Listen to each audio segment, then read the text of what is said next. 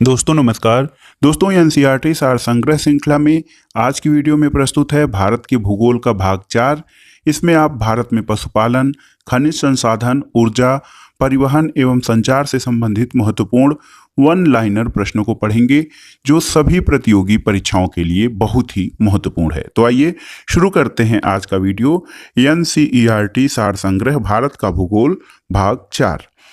दोस्तों इसमें हम सबसे पहले एनिमल हस्बेंड्री यानी पशुपालन से संबंधित महत्वपूर्ण प्रश्नों को देखेंगे। करंट से संबंधित है 20वीं पशुधन गणना की रिपोर्ट किस मंत्रालय द्वारा जारी की गई। तो ये दोस्तों मत्स्य पालन, पशुपालन और डेयरी मंत्रालय यानी ministry of fisheries, animal husbandry and dairying द्वारा जारी की गई है 20वीं पशुधन जनगणना। दोस्तों 20वीं पशुधन गणना जो है उसके आधार पर कुल पशुधन में गौ पशु 35.94%, भैंस 20.45%, बकरी 27.80%, भेड़े 13.87%, सुअर 1.69% और अन्य पशु 0.25% हैं। अगला प्रश्न है प्रति 100 हेक्टेयर सकल कृषि क्षेत्र में मवेशियों की संख्या का घनत्व किस राज्य में सबसे अधिक है। तो ये बिहार में है। भारत में सर्वाधिक दूध देने वाली बकरी की नस्ल कौन सी है। जमुनापारी। गाय को थारपारकर प्रजाति कहाँ पाई जाती है। गाय की थारपारकर प्रजाति राजस्थान के सीमावर्ती क्षेत्रों में पाई जाती है। दोस्तों विश्व में दुग्ध उत्पादन के क्षेत्र में भारत का कौन सा स्थान है। तो मिल्क प्रोडक्शन में भारत का स्थान पहला है। भारत में श्वेत क्रांति का जनक किसे माना जाता है। डॉक्टर वर्गीस कुरियन को। और मुर्गी के अंडे का कवच किस पदार्थ से निर्मित होता है। ये होता है कैल्शियम कार्बोनेट यानी CaCO3। विश्व में सबसे अधिक अंडा देने वाली मुर्गी की नस्ल कौन सी है। ये नस्ल है लेघार्न। और यहाँ पर देखिए भारत में स्थापित केंद्रीय पशु प्रजनन फार्म जो है सूरतगढ़ राजस्थान, इसके अलावा चिपलीसा और सुनबेड़ा उड़ीसा में, धमरोड़ गुजरात में, हैसरघट्टा कर्नाटक में, अलमाडी तमिलनाडु में और अंदेश नगर उत्तर प्रदेश में है, जो कि भारत में प्रमुख केंद्रीय पशु प्रजनन फार्म हैं। ये केंद्र गाय और भैंसों के प्रजनन के लिए उत्तम नस्ल के सांड और प्रशीतित वीर्य का उत्पादन करते हैं। इसके अलावा केंद्रीय प्रशीतित वीर्य उत्पादन और प्रशिक्षण संस्थान हैसरघट्टा बेंगलुरु कर्नाटक में स्थित है, जो उत्तम नस्ल के सांड और भैंसों का वीर्य उपलब्ध कराता है। अगला प्रश्न है दोस्तों, अगला प्रश्न जो है वो ऑपरेशन फ्लड से संबंधित है। तो दोस्तों ऑपरेशन फ्लड जो है वो दुग्ध उत्पादन के वितरण से संबंधित है और ऑपरेशन फ्लड 3 चरणों में चलाया गया। पहला चरण जुलाई 1970 से 1981 तक, दूसरा चरण ऑपरेशन फ्लड का अप्रैल 1981 से मार्च 1985 तक और ऑपरेशन फ्लड थर्ड जो है ये अप्रैल 1985 से मार्च 1996 तक चलाया गया। अगला प्रश्न है भैंसों की देसी नस्ल की 3 प्रमुख किस्में कौन सी हैं। मुर्रा, नीली रावी और जाफराबादी। ये भैंसों के देसी नस्ल की 3 प्रमुख किस्में हैं। भारत में विभिन्न प्रकार के रेशम उत्पादक शीर्ष राज्य कौन कौन से हैं दोस्तों। टसर रेशम के उत्पादन में झारखंड है प्रथम स्थान पर, यहाँ पर 74.2% रेशम। ईरी रेशम असम में 64.2% सर्वाधिक जो है ईरी रेशम का उत्पादन असम में होता है। मूंगा रेशम असम में 81.7% और सहतूत रेशम इसका उत्पादन कर्नाटक में होता है। स्टॉक फार्मिंग किससे संबंधित है दोस्तों। पशुओं के प्रजनन से संबंधित है स्टॉक फार्मिंग। और 20वीं राष्ट्रीय पशुधन गणना 2018 के अनुसार भारत में मवेशियों की सर्वाधिक संख्या सबसे अधिक उत्तर प्रदेश में, उसके बाद राजस्थान, फिर मध्य प्रदेश और पश्चिम बंगाल में है। केंद्रीय भेड़ प्रजनन फार्म कहाँ पर है। हिसार हरियाणा में। और केंद्रीय बकरी अनुसंधान संस्थान ये मथुरा उत्तर प्रदेश में स्थित है। देश में दुग्ध व्यवसाय के लाभकारी प्रशिक्षण और जानकारी के लिए दोस्तों 3 प्रशिक्षण केंद्र स्थापित किए गए हैं। ये हैं राष्ट्रीय डेयरी अनुसंधान संस्थान NDRI करनाल हरियाणा में है, मान Singh institute of training Mehsana में है और जी देसाई ट्रेनिंग इंस्टीट्यूट पालनपुर, बनासकांठा, सिलीगुड़ी, जालंधर और इरोड में प्रादेशिक केंद्र स्थापित किए गए हैं। दोस्तों भैंसों पर अनुसंधान के लिए हरियाणा राज्य के हिसार जिले में केंद्रीय भैंस अनुसंधान संस्थान की स्थापना की गई है।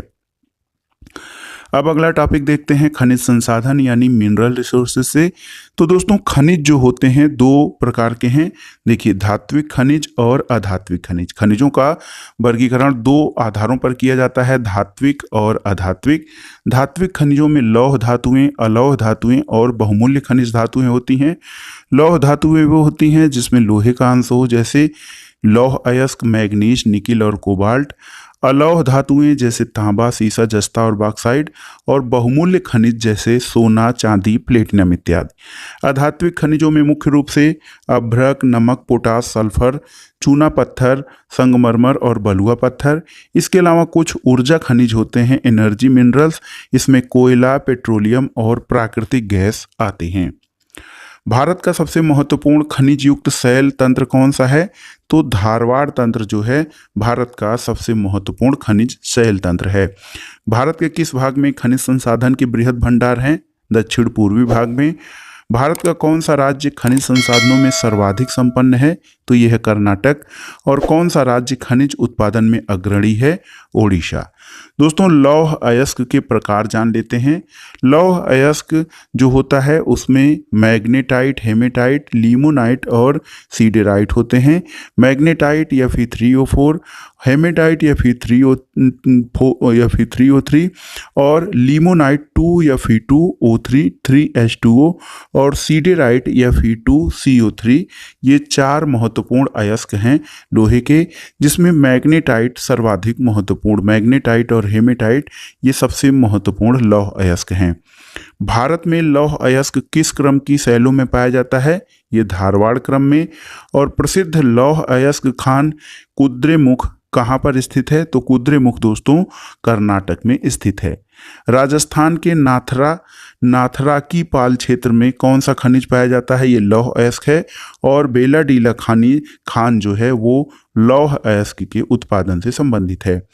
तांबा का सर्वाधिक उत्पादन मलाज खंड क्षेत्र मध्य प्रदेश में होता है, जबकि सबसे अधिक भंडार तांबा के राजस्थान में है।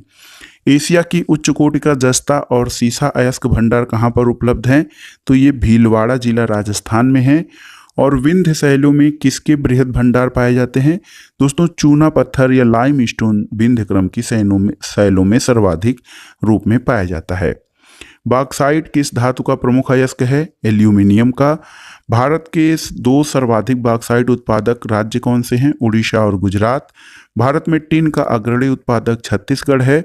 और कौन सा राज्य अभ्रक यानी माइका का सबसे बड़ा उत्पादक है? ये है आंध्र प्रदेश। दोस्तों भारत की सबसे बड़ी अभ्रक पट्टी हजारीबाग झारखंड, गया और मुंगेर जिलों में पाई जाती है। भारत में सर्वोत्तम किस्म का संगमरमर कहाँ पाया जाता है? मकराना राजस्थान में। और क्वार्ट्जराइट किस पत्थर का कायांतरित रूप है? ये बलुआ पत्थर या सैंड स्टोन का कायांतरित रूप है क्वार्ट्जराइट। क्रोमाइट उत्पादन में किस राज्य का एकाधिकार है? तो उड़ीसा का। और भारत के कुल नमक उत्पादन का 8.7% सांभर झील से उत्पादित होता है। भारत में ग्रेनाइट की पट्टियां और स्लेट कहाँ बनाए जाते हैं? ये ललितपुर उत्तर प्रदेश में। और केरल के समुद्री तट पर कौन सा परमाणु खनिज पाया जाता है? ये है मोनाजाइट बालू का निक्षेप, जिसमें थोरियम प्राप्त होता है। जादूगुड़ा किस खनिज के लिए प्रसिद्ध है? यूरेनियम के लिए। और उड़ीसा में दोस्तों उच्च कोटि का हेमेटाइट किस्म का लौह अयस्क मयूरभंज और क्योंझर तथा बादाम पहाड़ खदानों से निकाला जाता है। वैश्विक खनिज उत्पादन में भारत का योगदान यानी India's contribution in global minerals production.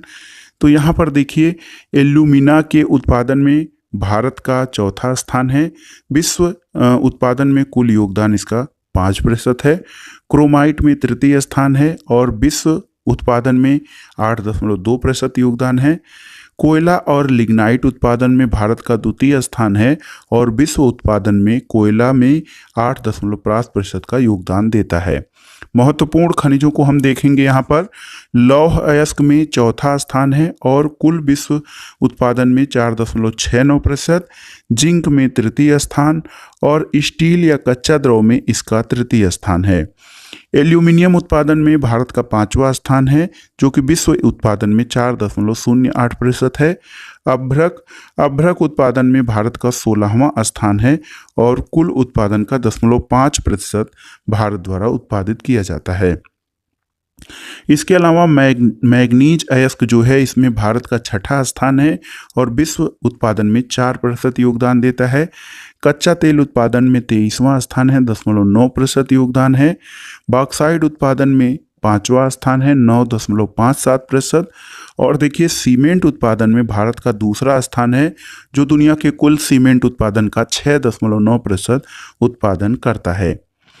और इसके अलावा जो अन्य महत्वपूर्ण उत्पादन हैं, इसमें ग्रेफाइट में दूसरा, बेंटोनाइट में चौथा, रॉक फास्फेट में 16वां, शीशा उत्पादन में 14वां तथा पायरोफाइलाइट में दूसरा और स्टेराइट में दूसरा तथा टाल्क या सेल खड़ी में भारत का दूसरा स्थान है। अब आइए देखते हैं कुछ खनिज भंडार और उनके उत्पादक क्षेत्र। निकिल उड़ीसा और झारखंड में। टंगस्टन जो है ये कर्नाटक, राजस्थान और आंध्र प्रदेश में। बायराइट्स आंध्र प्रदेश में। फायर क्ले जो अग्निसह मिट्टी है, ये गोंडवाना और टर्शियरी कोयला स्तरों में। फ्लोराइट गुजरात और राजस्थान में। काओलिनाइट या चाइना क्ले राजस्थान और गुजरात में। गार्नेट आंध्र प्रदेश और छत्तीसगढ़ में। और एपेटाइट पश्चिम बंगाल और झारखंड तथा मेघालय में पाया जाता है। दोस्तों, एस्बेस्टस राजस्थान और कर्नाटक में। फेल्सपार राजस्थान और तेलंगाना में उत्पादित होता है। इसके अलावा दोस्तों, झारखंड में झारखंड जो है, झारखंड में मुख्य रूप से इसका उत्पादन, निकिल का उत्पादन जो है वो कटक और क्योंझर क्षेत्र में होता है।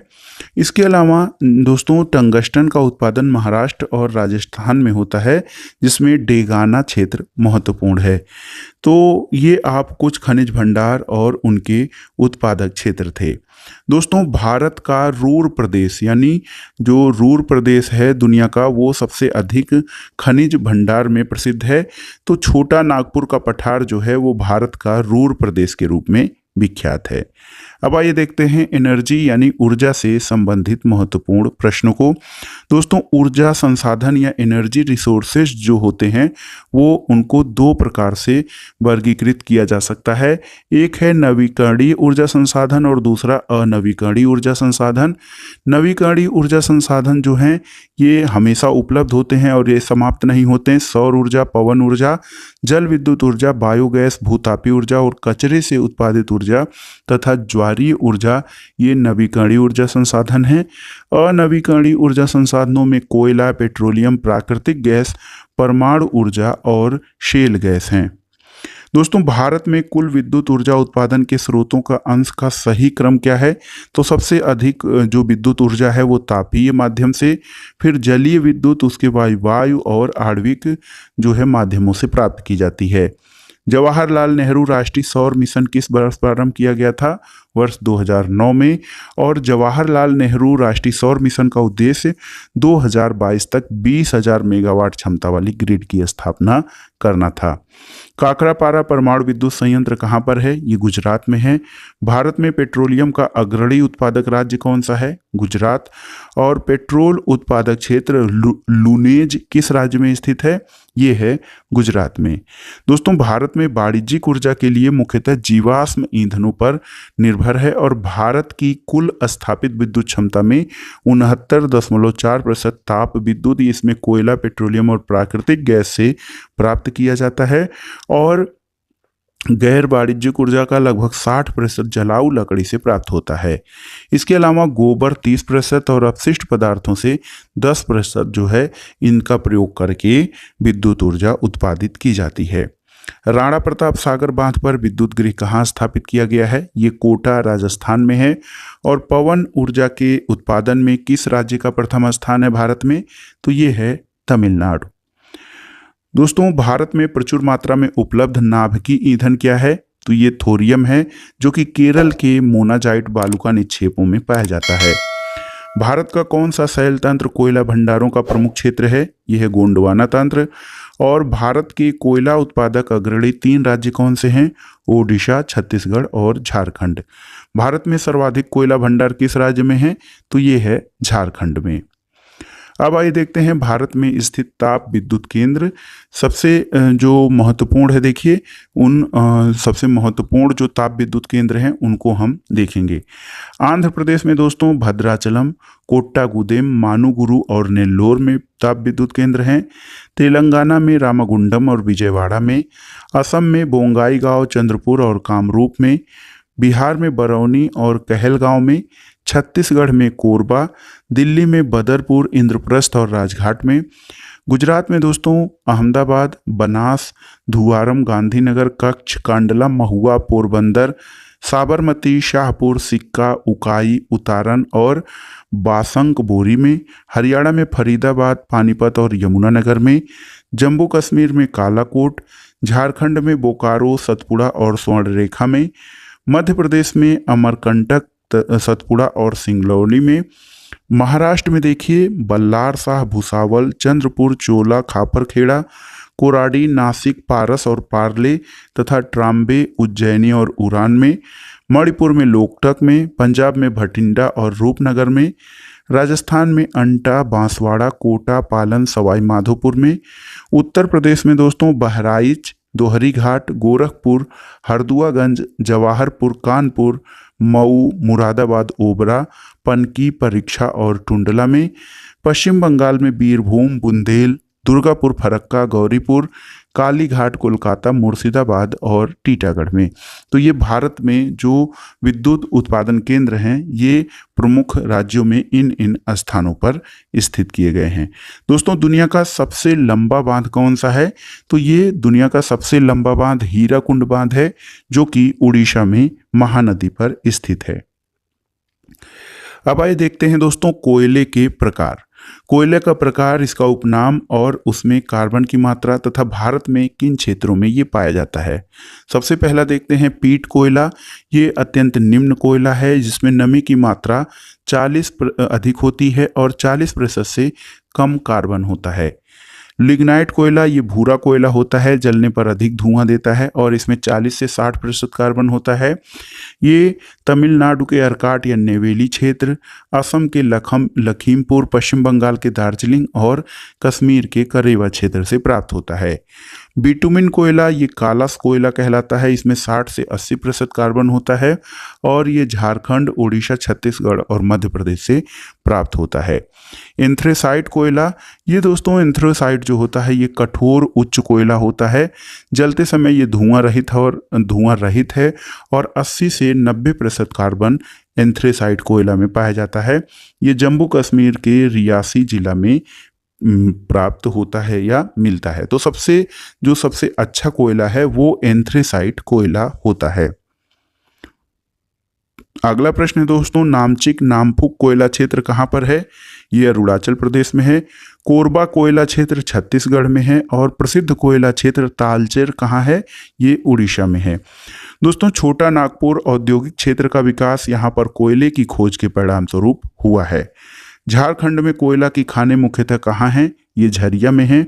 और लिग्नाइट कोयले के विशालतम भंडार किस राज्य में है? तमिलनाडु में। विश्रामपुर छत्तीसगढ़ में है, ये किस खनिज के लिए प्रसिद्ध है? तो दोस्तों विश्रामपुर जो है ये कोयला के लिए प्रसिद्ध है। अब आइए देखते हैं भारत के प्रमुख कोयला उत्पादक क्षेत्र। झारखंड में दोस्तों झरिया, बोकारो, करनपुरा, गिरिडीह हैं। पश्चिम बंगाल में रानीगंज, बरजोरा, बीरभूम। उड़ीसा में तलचर, संभलपुर, ईब नदी घाटी। मध्य प्रदेश में उमरिया और सिंगरौली। छत्तीसगढ़ में कोरबा, सोहागपुर, सोनहट, सुंदरगढ़, मांद, रायगढ़ और विश्रामपुर ये प्रमुख कोयला उत्पादक क्षेत्र हैं। इसी प्रकार तेलंगाना में गोदावरी नदी और सिंगरैनी तथा महाराष्ट्र में वर्धा घाटी और कामठी बांदेर भारत के प्रमुख कोयला उत्पादक क्षेत्रों में शामिल हैं। अगला है दोस्तों कोयले का सर्वाधिक उपयोग किस में होता है? विद्युत ऊर्जा उत्पादन में। और भारत में सर्वप्रथम तेल ऊर्जा संकट कब उत्पन्न हुआ था?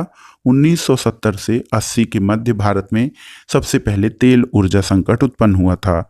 हाइड्रोजन विजन 2025 क्या है दोस्तों? ये पेट्रोलियम उत्पाद के भंडारण से संबंधित है।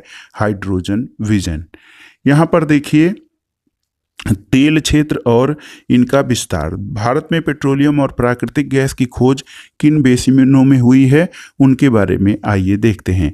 ऊपरी असम बेसिन, ये इसका विस्तार 60,000 वर्ग किलोमीटर में है। पश्चिमी बंगाल बेसिन 60,000 वर्ग किलोमीटर में। पश्चिमी हिमालय बेसिन का जो विस्तार है 1 लाख वर्ग किलोमीटर में है। और राजस्थान सौराष्ट्र कच्छ बेसिन 95,000 वर्ग किलोमीटर में इस पेट्रोलियम क्षेत्र का विस्तार है। उत्तरी गुजरात बेसिन 1,40,000 वर्ग किलोमीटर। गंगा घाटी बेसिन में 3,85,000 वर्ग किलोमीटर। तटीय तमिलनाडु, आंध्र प्रदेश और केरल बेसिन में 75,000 वर्ग किलोमीटर। अंडमान और निकोबार तटीय बेसिन में 2,000 वर्ग किलोमीटर तथा खंभात तथा बॉम्बे हाई के अपतटीय क्षेत्रों में 2,000 वर्ग किलोमीटर क्षेत्र में पेट्रोलियम और प्राकृतिक गैस का विस्तार है। भारत में तेल उत्पादन के प्रमुख 4 केंद्र कौन से हैं? तो दोस्तों ब्रह्मपुत्र घाटी, गुजरात तट, पश्चिमी अपतटीय क्षेत्र और पूर्वी अपतटीय क्षेत्र, ये भारत में तेल उत्पादन के 4 प्रमुख क्षेत्र हैं। दोस्तों दुनिया के कुल ऊर्जा उत्पादन का 1/4 हिस्सा जल विद्युत या हाइड्रो इलेक्ट्रिसिटी से उत्पन्न किया जाता है। भारत में तेल अन्वेषण यानी ऑयल एक्सप्लोरेशन का कार्य ऑयल इंडिया लिमिटेड द्वारा किया जाता है। OIL, तो तेल के खोज का कार्य इसी के द्वारा किया जाता है। HVJ पाइपलाइन द्वारा प्राकृतिक गैस का परिवहन कहाँ से होता है? ये दक्षिण बेसिन से। और भारत में अधिकांश प्राकृतिक गैस का उत्पादन कहाँ से होता है? बॉम्बे हाई से। KG-D6 बेसिन में किस खनिज के बृहद भंडार हैं? तो कृष्णा गोदावरी D6 बेसिन में प्राकृतिक गैस का भंडार है। दोस्तों कुडनकुलम नाभिकीय ऊर्जा संयंत्र कहाँ है? तमिलनाडु में। और भारत का सर्वप्रथम खनिज तेल कुआं निर्मित किया गया था माकुम, असम में। भारत की सबसे पुरानी तेल शोधनशाला कौन सी है? दोस्तों ये है डिगबोई, असम में भारत की सबसे पुरानी तेल शोधनशाला। इसके अलावा देखिए भारत का 25वां परमाणु विद्युत संयंत्र कहाँ पर है? रावतभाटा, राजस्थान में। और ज्वारीय ऊर्जा के उत्पादन के लिए भारत का कौन सा क्षेत्र महत्वपूर्ण है? ये है खंभात की खाड़ी। अगला प्रश्न देखते हैं, भारत में परमाणु ऊर्जा के कार्यशील केंद्र और उनके रिएक्टरों की संख्या। कैगा कर्नाटक में है। कालपक्कम परमाणु रिएक्टर तमिलनाडु राज्य में। रावतभाटा राजस्थान में। कुदनकुलम तमिलनाडु में। काकरापार दोस्तों गुजरात में। नरौरा बुलंदशहर उत्तर प्रदेश में। और तारापुर महाराष्ट्र में स्थित है। भारत में कुल उत्पादित विद्युत ऊर्जा में परमाणु ऊर्जा का कितना अंश पाया जाता है? ये 2.1%। दोस्तों भारत में 8 दाबित भारी जल रिएक्टर संयंत्र यानी प्रेशर हैवी वाटर रिएक्टर, तो ये नांगल पंजाब में है, 1962 में स्थापित किया गया था। बड़ोदरा गुजरात में 1980 में स्थापित किया गया। तूतीकोरन तमिलनाडु में 1978 में। कोटा राजस्थान में 1985 में। तलचर उड़ीसा में 1985 में। थाल महाराष्ट्र में 1987 में। हजीरा गुजरात में है 1991 में। और मानोगुरु तेलंगाना में है, इसकी स्थापना 1991 में की गई थी। इंडियन ब्यूरो ऑफ माइंस के अनुसार भारत में कुल 23 तेल शोधक संयंत्र हैं। इसमें देखिए आप केवल हम संयंत्र और उनसे संबंधित राज्यों को देखेंगे, लेकिन आप इस चार्ट के माध्यम से उनके उत्पादन वर्ष को भी देख सकते हैं। दोस्तों डिगबोई तेल शोधनशाला असम में है। ट्राम्बे ये महाराष्ट्र में। ट्राम्बे दोस्तों महाराष्ट्र में स्थित है। विशाखापत्तनम आंध्र प्रदेश में। नूनामाटी गुवाहाटी असम में। बरौनी बिहार में। कोयली गुजरात में। कोच्चि जो है केरल में। मनाली तमिलनाडु में। हल्दिया पश्चिम बंगाल। बोंगईगांव तेल रिफाइनरी असम में है। और चेन्नई जो है तमिलनाडु में है। नागपट्टनम दोस्तों ये तमिलनाडु में है। मथुरा तेल शोधनशाला उत्तर प्रदेश में। मंगलौर कर्नाटक में। पानीपत करनाल हरियाणा में। नुमालीगढ़ असम में। जामनगर गुजरात में। तातीपाका आंध्र प्रदेश में। वादीनार गुजरात में। भटिंडा पंजाब में। बीना रिफाइनरी मध्य प्रदेश में है। और पारादीप आपका उड़ीसा में स्थित है। दोस्तों जामनगर में जामनगर और एस्सार जो बादीनार में है निजी क्षेत्र के HPCL भटिंडा और BPCL बीना संयुक्त क्षेत्र के उपक्रम हैं। दोस्तों एक महत्वपूर्ण तथ्य देखिए, भूटान में भारत के सहयोग से संकोस, मांगदेछू, चुखा और ताला जल विद्युत योजनाएं स्थापित की गई हैं। भूटान में जो है जल विद्युत उत्पादन की सर्वाधिक संभावनाएं हैं। यहाँ पर देखते हैं विद्युतीकरण से संबद्ध संस्थान या उपकरण। तो राष्ट्रीय ताप विद्युत निगम महारत्न कंपनी है, नई दिल्ली में है। 1975 में NTPC की स्थापना की गई थी। राष्ट्रीय पन बिजली निगम, ये दोस्तों मिनी रत्न कंपनी है, फरीदाबाद में 1975 में स्थापित किया गया था। ग्रामीण विद्युतीकरण निगम लिमिटेड, नई दिल्ली में इसका मुख्यालय है, 1969 में स्थापित हुआ था। भारतीय विद्युत व्यापार निगम लिमिटेड, 1999 में नई दिल्ली में इसकी स्थापना की गई थी। और राष्ट्रीय विद्युत प्रशिक्षण संस्थान फरीदाबाद में मुख्यालय है, 1965 में स्थापित किया गया था।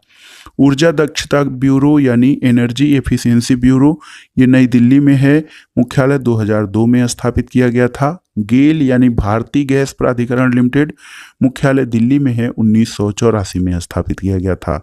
तेल और प्राकृतिक गैस निगम ONGC, इसका मुख्यालय नई दिल्ली में है, 1956 में इसकी स्थापना की गई थी।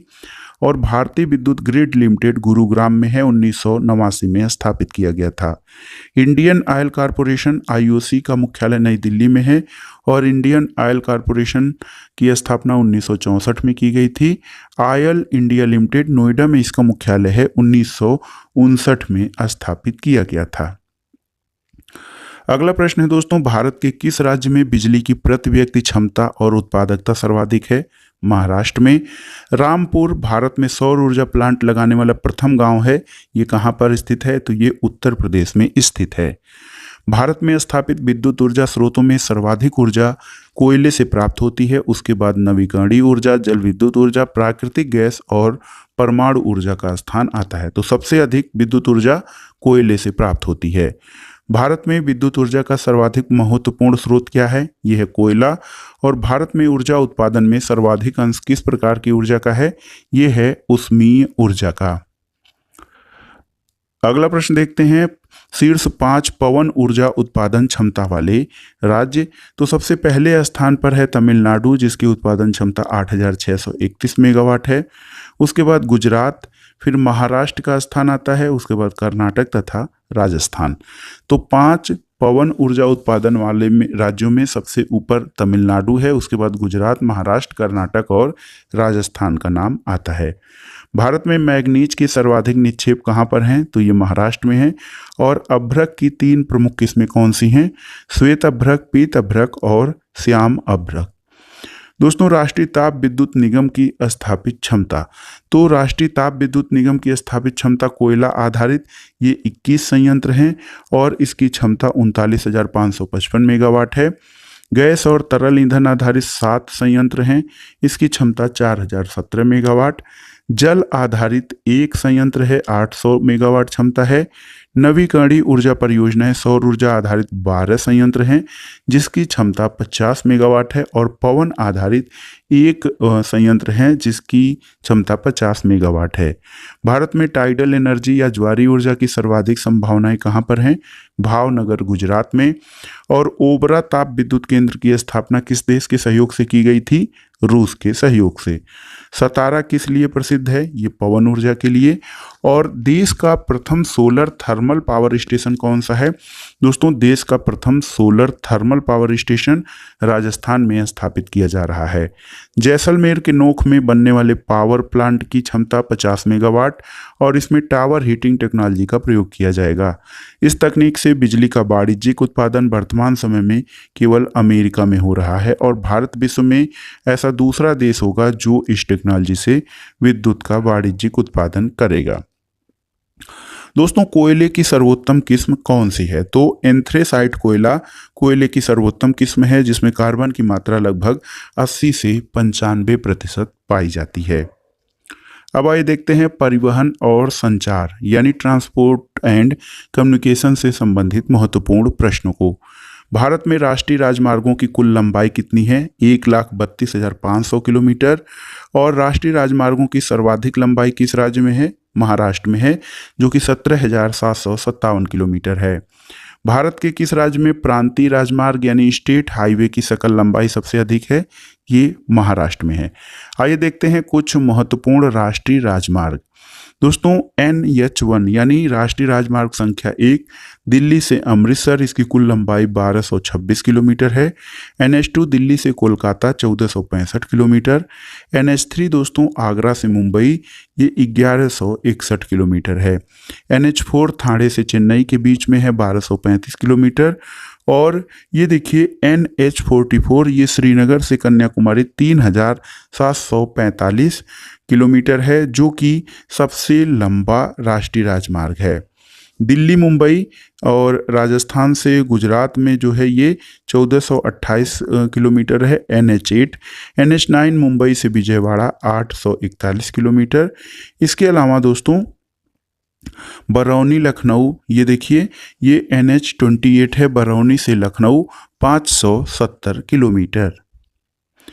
स्वर्णिम चतुर्भुज परियोजना यानी गोल्डन क्वाड्रिलेटरल प्रोजेक्ट क्या था? तो दोस्तों ये राजमार्गों के विकास से संबंधित है। स्वर्णिम चतुर्भुज पूर्व पश्चिम और उत्तर दक्षिण एक्सप्रेस राजमार्ग एक दूसरे को कहाँ पर काटते हैं?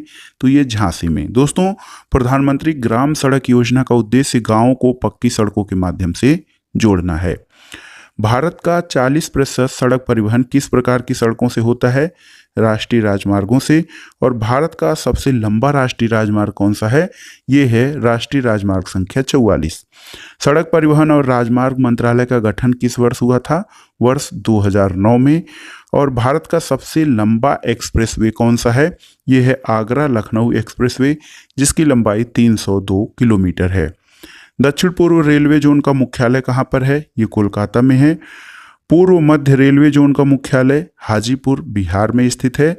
और railway staff college Baroda Gujarat में स्थित है। दोस्तों, यूनेस्को द्वारा सिलीगुड़ी और दार्जिलिंग रेलवे स्टेशनों को जोड़ने वाली लाइन को वर्ष 1999 में विश्व धरोहर स्थल के रूप में मान्यता दी गई थी। डीजल रेल इंजन कहाँ बनाए जाते हैं? तो ये मड़ुआडीह बनारस में बनाए जाते हैं। यहाँ पर देखिए भारत में रेलवे की उत्पादन इकाइयाँ। चितरंजन लोकोमोटिव, दोस्तों ये चितरंजन पश्चिम बंगाल में स्थित है। इसकी स्थापना 1950 में की गई थी और रेल के विद्युत इंजन बनाने का सबसे पुराना कारखाना है। रेल कोच फैक्ट्री 1952 में पेराम्बूर तमिलनाडु में स्थापित किया गया था। यहाँ पर सवारी डिब्बों का निर्माण होता है। रेल कोच फैक्ट्री कपूरथला में 1986 में स्थापित की गई थी, जो पंजाब में है। यहाँ पर रेल डिब्बों का निर्माण होता है। डीजल इंजन आधुनिकीकरण कारखाना पटियाला पंजाब में है, 1981 में स्थापना की गई थी। और डीजल इंजन के संघटकों का निर्माण यहाँ होता है। डीजल लोकोमोटिव वर्ष 1961 में वाराणसी उत्तर प्रदेश में यह स्थापित हुआ था। और डीजल इंजन और विद्युत शाफ्ट्स का निर्माण यहाँ होता है। दोस्तों, राजमार्गों से संबंधित जो उत्तर दक्षिण गलियारा श्रीनगर में कन्याकुमारी से तमिलनाडु तक कुल 4000 किलोमीटर लंबा है। अब आइए देखते हैं कोंकण रेलवे किन दो स्थानों को जोड़ता है? तो ये रोहा महाराष्ट्र को मंगलूर कर्नाटक से जोड़ता है। चेन्नई बंदरगाह किस प्रकार का बंदरगाह है? ये कृत्रिम बंदरगाह है। और सबसे अधिक दूरी तय करने वाली एक्सप्रेस ट्रेन कौन सी है? ये है विवेक एक्सप्रेस, जो कि 4273 किलोमीटर की दूरी तय करती है। तीन अर्धचंद्राकार समुद्री तट किस स्थान पर मिलते हैं? कन्याकुमारी से। और जगदीशपुर फूलपुर हल्दिया प्राकृतिक गैस पाइपलाइन के निर्माण की घोषणा कब की गई? 25 अगस्त 2014 को। इंपोर्ट कार्गो यानी आयात नौभार का उच्चतम टन भार संभालने वाला बंदरगाह कौन सा है? ये दीनदयाल बंदरगाह यानी खांडला बंदरगाह है। कृष्णापट्टनम बंदरगाह के संवर्धन से सर्वाधिक लाभान्वित होने वाला राज्य कौन सा है? दोस्तों ये है आंध्र प्रदेश। आंध्र प्रदेश का बंदरगाह नगर कौन सा है? काकीनाडा। और भारत का सबसे पुराना सबसे बड़ा बंदरगाह कौन सा है? ये मुंबई में है। आइए देखते हैं भारत के 13 बड़े बंदरगाह और वो कहाँ से संबंधित हैं। कांडला बंदरगाह, दोस्तों इसका नाम बदलकर दीनदयाल बंदरगाह कर दिया गया है, ये गुजरात में है। मुंबई ये देश का सबसे बड़ा बंदरगाह है। नहावा सेवा ये नया नामकरण, इसका नाम जवाहरलाल नेहरू बंदरगाह किया गया है। मार्मुगाओ ये देश का सबसे बड़ा निर्यात आधारित बंदरगाह है। न्यू मंगलौर आकार की दृष्टि से अपेक्षाकृत छोटा है। कोचीन जो है इसको अरब सागर की रानी के नाम से प्रसिद्धि प्राप्त है। तूतीकोरिन इसका नाम BO चिदम्बनार बंदरगाह कर दिया गया है। चेन्नई बंदरगाह कृत्रिम और दूसरा सबसे बड़ा बंदरगाह है। विशाखापत्तनम सबसे गहरा बंदरगाह। पारादीप इसका पोताश्रय सबसे गहरा है। कोलकाता हल्दिया यह एक नदी पत्तन है। और एन्नोर बंदरगाह सबसे बड़ा कंप्यूटराइज्ड बंदरगाह है तथा पोर्ट ब्लेयर अंडमान निकोबार द्वीप समूह में स्थित बंदरगाह है। राष्ट्रीय अंतर्देशीय नौवहन संस्थान कहाँ स्थित है? ये है पटना में राष्ट्रीय अंतर्देशीय नौवहन संस्थान। गुरु रामदास अंतर्राष्ट्रीय हवाई अड्डा कहाँ पर स्थित है? ये अमृतसर में है। और भारत का सबसे बड़ा जहाज तोड़ने का यार्ड गुजरात में कहाँ पर है? ये अलंग में स्थित है। कच्छ की खाड़ी पर कौन सा बंदरगाह स्थित है? दोस्तों, कच्छ की खाड़ी पर स्थित बंदरगाह है दीनदयाल बंदरगाह, जो कि कांडला बंदरगाह नाम इसका पुराना नाम था। भारत के बंदरगाहों में कौन सा एक खुला सागरी बंदरगाह है? ये है चेन्नई। और कौन सा बंदरगाह बाह्य पत्तन का विशिष्ट उदाहरण है? तो ये हल्दिया पत्तन जो है बाह्य पत्तन का विशिष्ट उदाहरण है। ओडिशा तट पर कौन सा बंदरगाह स्थित है? यह है पारादीप बंदरगाह। और दोस्तों, मार्मुगांव पत्तन कहाँ पर स्थित है? ये गोवा में स्थित है। दोस्तों, यहाँ पर देखिए भारत में रेलवे जोन, तो आपकी जानकारी के लिए बता दें भारत में कुल रेलवे जोन की संख्या वर्तमान में 18 है। यहाँ पर देखिए पश्चिम रेलवे का जो मुख्यालय है चर्च गेट मुंबई में है। मध्य रेलवे मुंबई सेंट्रल में। दक्षिण पश्चिम रेलवे ये हुबली में है। दक्षिण तटीय रेलवे जो है विशाखापत्तनम में है। दक्षिण मध्य रेलवे का मुख्यालय सिकंदराबाद में है। दक्षिण रेलवे का मुख्यालय जो है चेन्नई में स्थित है। इसी प्रकार दक्षिण पूर्व मध्य रेलवे बिलासपुर मध्य प्रदेश में है। पूर्वी तटीय रेलवे भुवनेश्वर में है। दक्षिण पूर्व रेलवे कोलकाता में। पूरब रेलवे कोलकाता में। कोलकाता मेट्रो रेल इसका मुख्यालय कोलकाता में है। और देखिए पूर्व मध्य रेलवे ये हाजीपुर में स्थित है। और नॉर्थ ईस्ट रेलवे यानी पूर्वोत्तर रेलवे इसका मुख्यालय गोरखपुर उत्तर प्रदेश में स्थित है। दोस्तों, पूर्वोत्तर सीमांत रेलवे जो है इसका मुख्यालय गुवाहाटी असम में है। और उत्तर रेलवे का मुख्यालय नई दिल्ली में है। इसी प्रकार उत्तर पश्चिमी रेलवे जो है इसका मुख्यालय जयपुर में स्थित है। अब आइए देखते हैं भारत के राष्ट्रीय जो जलमार्ग हैं यानी नेशनल वाटरवेज। तो राष्ट्रीय जलमार्ग संख्या 1 1620 किलोमीटर है, जो इलाहाबाद से हल्दिया गंगा से हुगली नदी प्रणाली में जाता है। और ये भारत के सर्वाधिक उपयोगी जलमार्गों में से एक है, जो कि यंत्रीकृत तक साधारण नौकाओं द्वारा पटना और हरिद्वार तक नौवहन योग्य है। यह जलमार्ग विकासात्मक उद्देश्यों के लिए जो है हल्दिया फरक्का, फरक्का पटना और पटना इलाहाबाद 3 भागों में विभाजित किया गया था। और इसकी घोषणा 27 अक्टूबर 1986 को की गई थी। राष्ट्रीय जलमार्ग संख्या 2 ये सदिया धुबरी ब्रह्मपुत्र नदी प्रणाली में है। और ब्रह्मपुत्र नदी स्टीमर द्वारा डिब्रूगढ़ तक 891 किलोमीटर नौवहन योग्य है, जिसका भारत और बांग्लादेश सामूहिक रूप से उपयोग करते हैं। इसकी घोषणा 26 अक्टूबर 1988 को की गई थी। राष्ट्रीय जलमार्ग संख्या 3 ये 205 किलोमीटर है, कोट्टापुरम से कोरलम, ये केरल में है। और इसके अंतर्गत पश्चिमी तटीय नहर और उद्योग मंडल नहर तथा चंपकारा नहर जो हैं इसमें शामिल हैं। और 1 फरवरी 1991 को राष्ट्रीय जलमार्ग संख्या 3 की घोषणा की गई थी। राष्ट्रीय जलमार्ग संख्या 4 1095 किलोमीटर आंध्र प्रदेश, तमिलनाडु और पुडुचेरी में है। ये 2008 में घोषित किया गया था। और राष्ट्रीय जलमार्ग संख्या 5 623 किलोमीटर है, उड़ीसा और पश्चिम बंगाल में स्थित है। इसकी घोषणा 2008 में की गई थी। अगला है दोस्तों देश के प्रमुख हवाई अड्डों के बारे में जानते हैं। इंदिरा गांधी अंतर्राष्ट्रीय हवाई अड्डा नई दिल्ली में है। छत्रपति शिवाजी अंतर्राष्ट्रीय हवाई अड्डा मुंबई में। नेताजी सुभाष चंद्र बोस अंतर्राष्ट्रीय हवाई अड्डा कोलकाता में। बाबा साहब अम्बेडकर अंतर्राष्ट्रीय हवाई अड्डा नागपुर में। सरदार वल्लभ भाई पटेल अंतर्राष्ट्रीय हवाई अड्डा अहमदाबाद। गोपीनाथ बारदोली अंतर्राष्ट्रीय हवाई अड्डा गुवाहाटी में। चौधरी चरण सिंह इंटरनेशनल एयरपोर्ट लखनऊ। श्री गुरु रामदास जी अंतर्राष्ट्रीय हवाई अड्डा अमृतसर। त्रिवेंद्रम अंतर्राष्ट्रीय हवाई अड्डा तिरुवनंतपुरम।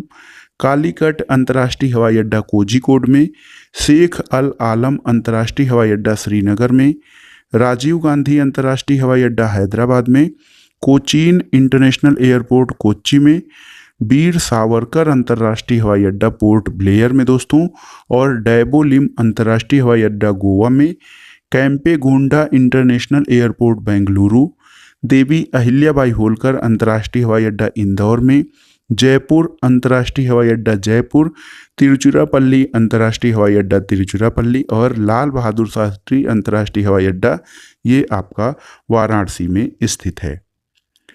दोस्तों, मुंबई बंदरगाह के दबाव को कम करने के लिए किस पत्तन का निर्माण किया गया है? तो ये है नवाबा सेवा जवाहरलाल नेहरू बंदरगाह। भारतीय डाक विभाग ने द्रुत डाक सेवा यानी स्पीड पोस्ट सर्विस का प्रारंभ कब किया था? 1986 में। और सार्वजनिक कंपनी यानी पब्लिक कंपनी के स्वामित्व वाला भारत का प्रथम विमानपत्तन कोचीन विमानपत्तन है। भारत में टेलीफोन सेवा का प्रारंभ कब किया गया था? 1882 में। अब आइए देखते हैं अंत में दोस्तों प्रमुख तेल पाइपलाइनों के संबंध में।